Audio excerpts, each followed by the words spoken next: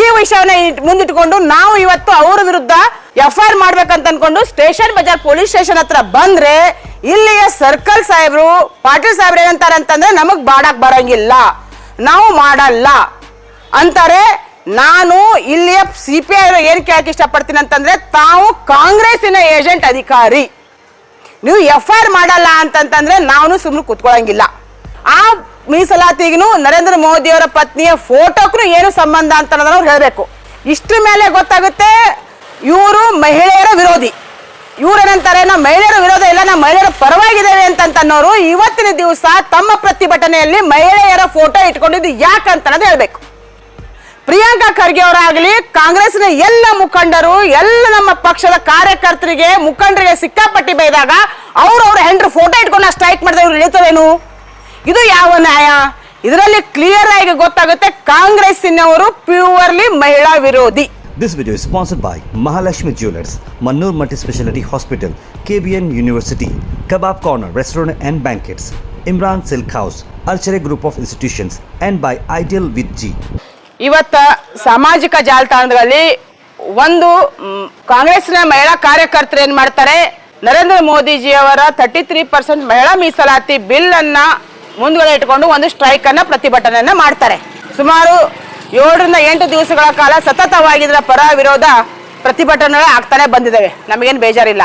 ಆದ್ರೆ ಇವತ್ತಿನ ದಿನ ಅಲ್ಲಿಯ ಕಾಂಗ್ರೆಸ್ನ ಮಹಿಳಾ ಕಾರ್ಯಕರ್ತರು ಏನು ಮಾಡ್ತಾರೆ ಅಂತಂತಂದ್ರೆ, ನರೇಂದ್ರ ಮೋದಿಜಿ ಅವರ ಪತ್ನಿ ಆದಂತ ಜಶೋದಾಬೇನ್ ಅವರ ಭಾವಚಿತ್ರವನ್ನ ಇಟ್ಕೊಂಡು ಸ್ಟ್ರೈಕ್ ಅನ್ನ ಮಾಡ್ತಾರೆ.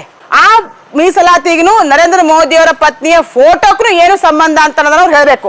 ಇಷ್ಟ್ರ ಮೇಲೆ ಗೊತ್ತಾಗುತ್ತೆ ಇವರು ಮಹಿಳೆಯರ ವಿರೋಧಿ. ಇವ್ರೇನಂತಾರೆ, ನಾವು ಮಹಿಳೆಯರ ವಿರೋಧ ಇಲ್ಲ, ನಾವು ಮಹಿಳೆಯರ ಪರವಾಗಿದ್ದೇವೆ ಅಂತನ್ನೋರು ಇವತ್ತಿನ ದಿವಸ ತಮ್ಮ ಪ್ರತಿಭಟನೆಯಲ್ಲಿ ಮಹಿಳೆಯರ ಫೋಟೋ ಇಟ್ಕೊಂಡಿದ್ದು ಯಾಕಂತ ಅನ್ನೋದು ಹೇಳ್ಬೇಕು. ಈ ವಿಷಯವನ್ನ ಮುಂದಿಟ್ಟುಕೊಂಡು ನಾವು ಇವತ್ತು ಅವರ ವಿರುದ್ಧ ಎಫ್ಐಆರ್ ಮಾಡ್ಬೇಕಂತ ಅನ್ಕೊಂಡು ಸ್ಟೇಷನ್ ಬಜಾರ್ ಪೊಲೀಸ್ ಸ್ಟೇಷನ್ ಹತ್ರ ಬಂದ್ರೆ ಇಲ್ಲಿಯ ಸರ್ಕಲ್ ಸಾಹೇಬ್ರು ಪಾಟೀಲ್ ಸಾಹೇಬ್ರು ಏನಂತಾರೆ ಅಂತಂದ್ರೆ ನಮಗ್ ಬಾಡಕ್ ಬರಂಗಿಲ್ಲ, ನಾವು ಮಾಡಲ್ಲ ಅಂತಾರೆ. ನಾನು ಇಲ್ಲಿಯ CPI ಏನ್ ಕೇಳಕ್ ಇಷ್ಟಪಡ್ತೀನಿ ಅಂತಂದ್ರೆ, ತಾವು ಕಾಂಗ್ರೆಸ್ಸಿನ ಏಜೆಂಟ್ ಅಧಿಕಾರಿ, ನೀವು ಎಫ್ಐಆರ್ ಮಾಡಲ್ಲ ಅಂತಂತಂದ್ರೆ ನಾವು ಸುಮ್ಮನೆ ಕೂತ್ಕೊಳ್ಳಂಗಿಲ್ಲ. ನಿಮಗೂ ಕಾಂಗ್ರೆಸ್ ಕಾರ್ಯಕರ್ತರ ಪ್ರತಿಭಟನೆ ಮಾಡಬೇಕಾಗಿತ್ತು ಅಂತಂತಂದ್ರೆ ರಾಷ್ಟ್ರೀಯ ಮಹಿಳಾ ಅಧ್ಯಕ್ಷರಾಗ್ಲಿ, ಭಾರತೀಯ ಜನತಾ ಪಾರ್ಟಿ MLA MP ಯಾರಿದಾರ ಕಾರ್ಯಕರ್ತನ ಹಿಡ್ಕೊಂಡು ಅವ್ರೆ ಸ್ಟ್ರೈಕ್ ಮಾಡ್ಲಿ, ಬೇಜಾರಿಲ್ಲ. ಆ ವಿಷಯಕ್ಕೂ ಈ ಹೆಣ್ಮಗಳಿಗೂ ಏನು ಸಂಬಂಧ? ಇದೇ ಮಲ್ಲಿಕಾರ್ಜುನ್ ಖರ್ಗೆ ಅವರು ನರೇಂದ್ರ ಮೋದಿ ಅವರನ್ನ ಭಯೋತ್ಪಾದಕ ಅಂತ ಒಂದು ಸ್ಟೇಟ್ಮೆಂಟ್ ಕೊಟ್ಟಿದ್ದಾರೆ. ನಾವು ಕೂಡ ನಾಳೆ ಸ್ಟ್ರೈಕ್ ಮಾಡಿದಾಗ ಮಲ್ಲಿಕಾರ್ಜುನ್ ಖರ್ಗೆ ಅವರ ಪತ್ನಿಯ ಫೋಟೋ ಇಟ್ಕೊಂಡು ಸ್ಟ್ರೈಕ್ ಮಾಡಿದ್ರೆ ಇವ್ರು ಸುಮ್ ಕೂತ್ಕೋತಾರೇನು?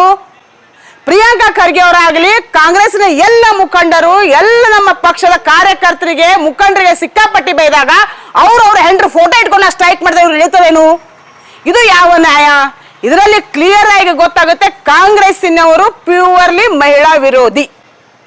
ಇವತ್ತಿನ ದಿವಸ ಸಾಯಂಕಾಲ 4 ಗಂಟೆ ಒಳಗಡೆ ಇವ್ರೇನಾದ್ರೂ ಡಿಪಾರ್ಟ್ಮೆಂಟ್ನವರು ಆ ವಿಷಯಕ್ಕೆ ಸಂಬಂಧಪಟ್ಟಂಗೆ ಎಫ್ಐಆರ್ ಮಾಡಿದ್ರು ಸರಿ, ಆಗಿಲ್ಲ ಅಂತಂದ್ರೆ ಖಂಡಿತವಾಗಿ ನಾವೆಲ್ಲ ಹೆಣ್ಮಕ್ಳು ಪೊಲೀಸ್ ಕಮಿಷನರ್ ಆಫೀಸ್ ಎದುರುಗಡೆ ನಾವು ಉಪವಾಸ ಸತ್ಯಾಗ್ರಹ ಅಂತೂ ಮಾಡೋದು ಖಂಡಿತ.